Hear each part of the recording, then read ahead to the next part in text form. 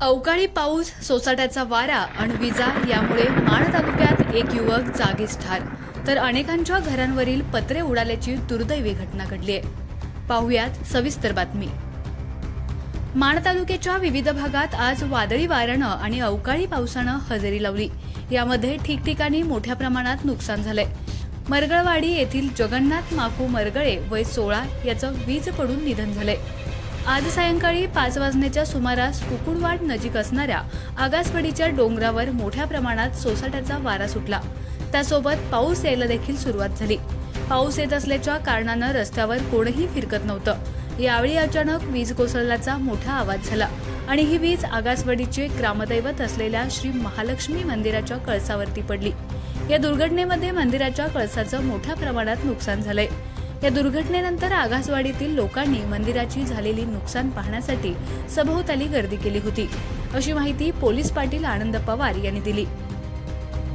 दरम्यान माण तालुक्यात असणाऱ्या मरगळवाडी या ठिकाणी आज सायंकाळी सोसाट्याच्या वाऱ्यासह विजांचा कडकडाट सुरू झाला आणि यावेळी मरगळवाडी येथील जगन्नाथ माकू मरगळे वय 16 या मुलाचा वीज पडून मृत्यू झाला।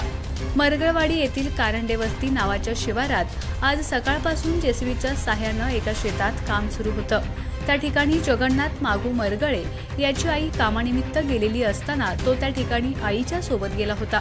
सायंकाळच्या सुमारास जेसीबीचं काम संपून जगन्नाथ मागू मरगळे हा आपल्या घराकडे येत असताना सोसाट्याचा वारा सुटला होता आणि अचानक विजा चमकू लागल्या। ते कुटुंब घराच्या दिशेनं जात होतं। त्याचवेळी वीज पडून जगन्नाथ माकू मरगळे याचा जागीच मृत्यू झाला। जगन्नाथ हा 9वी पास होऊन इयत्ता 10वी मध्ये त्यानं प्रवेश केलेला। तो शिक्षणानिमित्त बाहेरगावी असतो। त्याचे वडील पॅरालिसिस आजारानं घरीच असतात, म्हणून संपूर्ण कुटुंबाचा भार आईला पेलावा लागतो। ती आई कामाला गेली असताना हा प्रकार झाला, अशी माहिती पोलीस पाटील स्वातीदादा आटपाडकर यांनी दिली।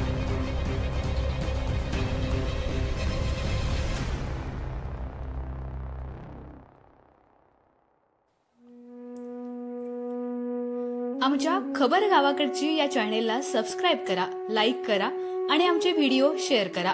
धन्यवाद।